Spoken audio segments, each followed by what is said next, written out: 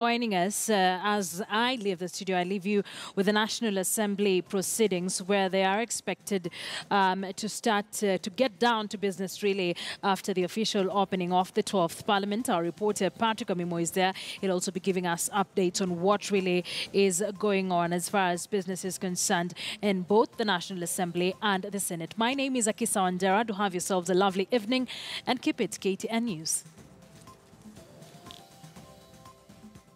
This house, I'm not aware. I'm a member of NASA and ODM. I'm not aware. If Honorable Mbadi has come in and walked out, maybe he has gone for a cup of tea. Now, I am here. Honorable Okuka Unya is here. Honorable Onyura is here. Babu Wino has just been here. We are several. We are coming here and we are seated. So if somebody comes in and walks out, and we are being told that because of monetary situation, as far as I'm concerned, I know the new rules. We don't get any money for coming to sit here for now, apart from the monthly salary. Mumias West people voted me to come to the house and represent them. And here I am. And I will come. Very well. So I just wanted the leader of majority, if he has issues with Honorable Wetangula, let him sort it out with the Honorable Wetangula. And from now on, we shall not allow the leader of majority to interfere with the NASA affairs. Thank you. Very well, very well, very well. I think honourable members, I just wanted to draw your attention to standing order number 87. And if you read through the various subsections, go to subsection 4 thereof, that no member may impute any improper motives on the other except by a substantive motion. So we can do the politics, but let's allow people to play their gymnastics as they choose. Of course, there are people do all manner of things. But I will be making a communication which is going to address the issue of what happens in the Parliamentary Service Commission, particularly. There's nothing to withdraw, Honorable Naika. You know, and you see, you are the only one who seems to be here to defend the indefensible. Maybe, Honorable Ishongwa, you wanted to raise a different point of order. Yes, Mr. Speaker. Thank you, Mr. Speaker, sir. And I rise on standing order 258 as read together with standing order number 260. On a related matter, Mr. Speaker, to what the Honorable Duale has raised on failure to attend sittings, and also as read together with Article 103(1) sub-article B, 103(1)B. And if you allow me, Mr. Speaker, to read the Constitution and not just go into the standing orders, that 103(1)B says, the office of a member of Parliament becomes vacant if during any session of Parliament the member is absent from 8 sittings of the relevant House without permission in writing from the Speaker and is unable to offer satisfactory explanation for the absence of the relevant committee. And Mr. Speaker, the committee that the Constitution refers to is a committee that you chair, the committee, the House Committee on Powers and Privileges of Members. Mr. Speaker, sir, as much as the issue I'm raising is related to what the majority leader raised, because what we are seeing happening here, Mr. Speaker, with the Honorable John Mbadi, the Honorable Wanga, Simba Arati, Millie Odhiambo, and the many other members of the purported coalition called NASA, which is not even a parliamentary party, Mr. Speaker, are doing, is not just dishonest to the people of Kenya, and as the majority leader has said to their party leader, is actually an abuse of the powers and privileges conferred on us as members of Parliament by our standing orders and by the Constitution of this Republic. Mr. Speaker, sir, in his address to this House only this week, Mr. Speaker, the President did ask members of this House to uphold the provisions of this Constitution and to defend. And even those members in the NASA coalition, Mr. Speaker, swore, holding either the Bible or the Holy Quran, to uphold, protect, and defend the provisions of this Constitution. Mr. Speaker, sir, as not just as chair of the Parliamentary Service Commission, as Speaker, in relation to the provisions of Article 103, Mr. Speaker, it's been stated there in writing that any member who misses 8 sittings without your written permission, and actually, if you read the provisions in Article 260, even if a member is outside the country, he needs to notify you in writing, give you the address of where he is, where he is going, and those provisions are clearly spelled out in that in the Standing Order number 260. I therefore want you to give guidance to the House, Mr. Speaker. One, as to whether there is any member of the NASA coalition who has written to you in your capacity as Speaker, seeking for permission to be absent from this House for whatever number of sittings. Number two, Mr. Speaker, because the dishonesty we are seeing of people coming in to just sign is just to lie to our systems. And Mr. Speaker, sir, the Supreme Court, ignoring the numbers, we may not also ignore these numbers in this chamber today. We can see what numbers are there. We have technology in this House, Mr. Speaker, through our CCTV cameras in and outside of this chamber to be able to ascertain which member was in the House. Because the attendance register is not just to walk into the chamber, sign the attendance register. It is meant to make sure that you come and work and represent your people who elected you, like the Honorable Naika said. He was elected by the people of Mumias West to come and represent them in the House, not to come and sign registers and walk out. Mr. Speaker, sir, I also want your guidance as to whether you can give directions to the clerk and the office of the Sergeant at Arms to make sure that every member who walks in to sign that register is a member who is coming to do what he is paid by the people of Kenya. And it does not matter whether you are paid sitting allowances or not. You are earning a salary, Mr. Speaker.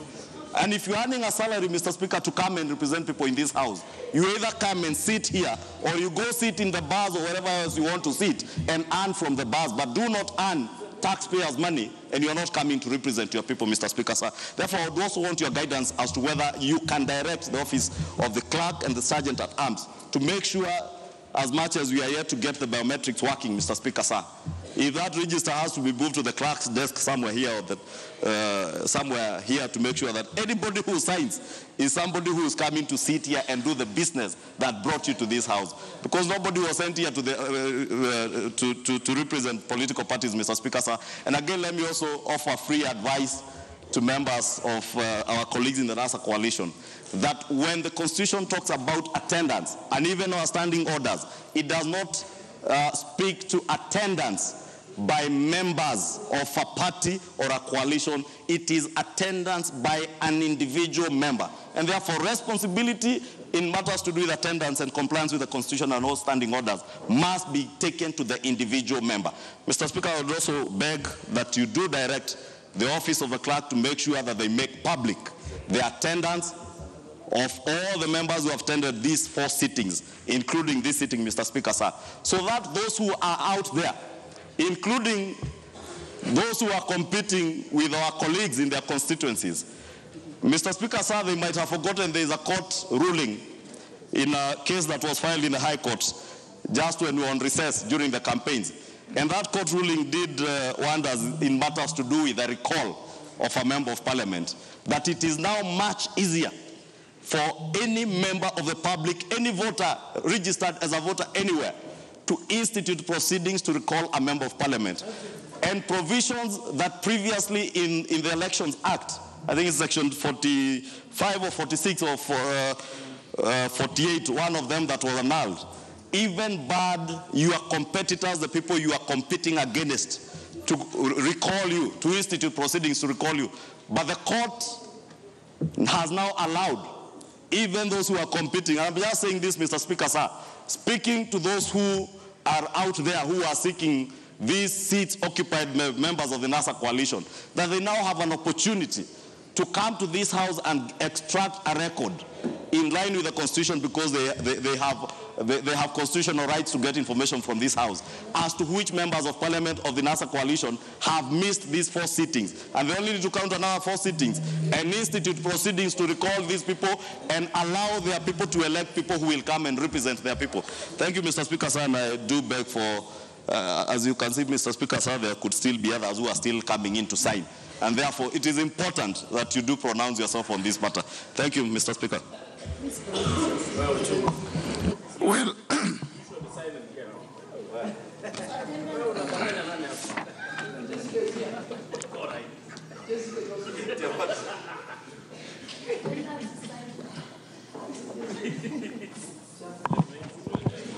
well, honourable members, like I said earlier on, I will not deal with the issue of who is the leader of the minority in the other house.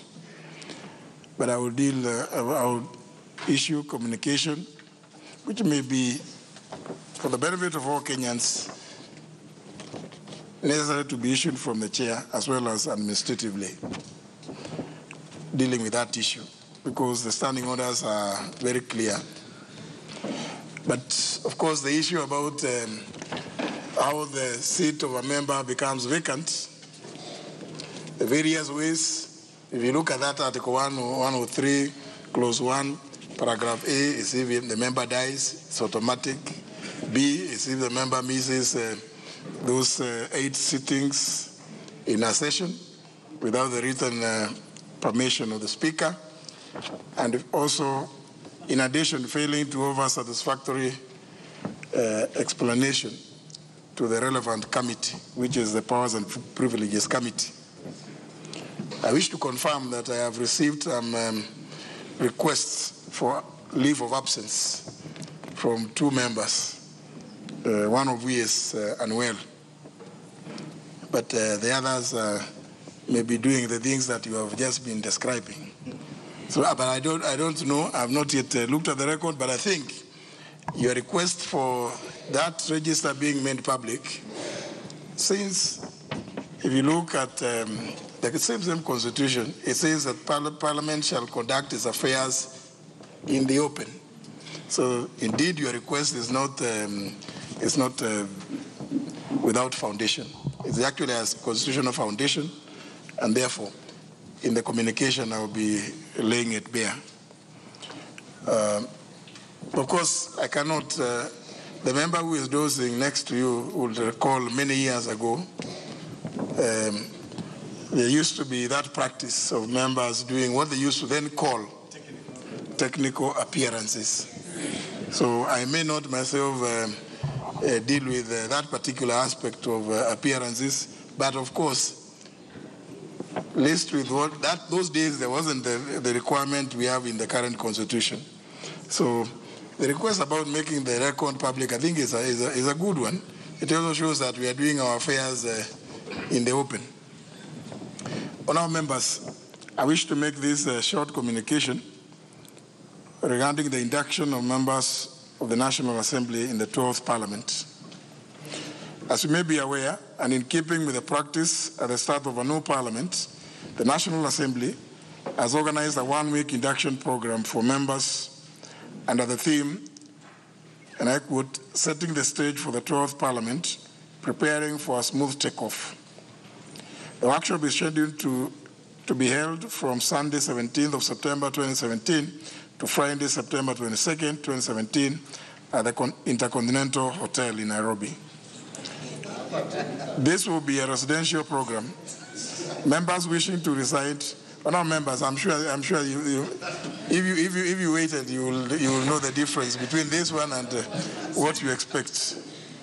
This will be a residential program. Members wishing to reside in the hotel are requested to indicate to the office of the clerk. Participants who will be accommodated are therefore expected to check in on the evening of Sunday, 17th September, and check out on the morning of Friday, 22nd of September, 2017. This first induction is usually held here in Nairobi, while the second induction workshop, commonly referred to as a post-election conference, organized jointly with the Commonwealth Parliamentary Association, CPA, is attended by key speakers from other jurisdictions and held usually and by tradition outside of Nairobi. It is therefore not this one. Honourable members, this particular induction workshop will deal with various aspects relating to your constitutional duties, including the functions and mandate of Parliament, transformative leadership, and the public trust, legislation rules of procedure, committee systems, the formulation of laws, as well as legislative budget oversight. The program will also offer members an opportunity to interact and share experiences with participants from other arms of government, as well as from the private sector. In addition, and in recognition of family values, members and their spouses are invited for a gala night on the evening of Thursday, September 21st, at the same hotel.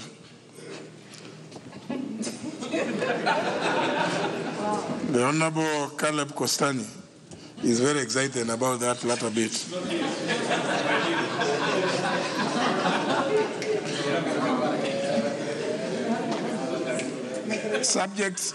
Subjects to be covered include: 1, my experience as an MP by a former member; the other, the experience of a spouse of a member of Parliament by a spouse of a member; and a new beginning, fame and social life, striking a balance among others. Honourable members, it is also notifying that members who may not have submitted registration documents during the pre-swearing-in sessions take this opportunity to submit the documents. The documents include a current curriculum vitae, a duly filled biodata form, copies of ID cards, passports, and passport photographs. The members will also be expected to update their personal information with the relevant offices of the National Assembly. Honourable members, let me take this opportunity to welcome you all to the workshop as we endeavor to create synergies amongst ourselves as we embark on the path to nation building.